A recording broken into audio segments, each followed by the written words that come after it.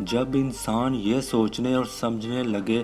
جب تک لوگ اس کی باتیں نہیں سنیں گے، اس کی تعریف نہیں کریں گے، اس کے کاموں کو نہیں دیکھیں گے، یعنی کہ انسان کسی بھی حوالے سے دوسروں سے اپنی واہ واہ چاہتا ہو یا اس کے دل میں یہ خواہش رہے کہ لوگ اس سے ہر حال میں راضی اور خوش رہیں، تو ایسا انسان اکیلا رہ جاتا ہے۔ دیکھیں، آپ ہر صورت میں لوگوں کو خوش نہیں رکھ سکتے، اور نہ ہی یہ ممکن ہے کہ ہر انسان آپ سے راضی ہو اور آپ کو اہمیت دے۔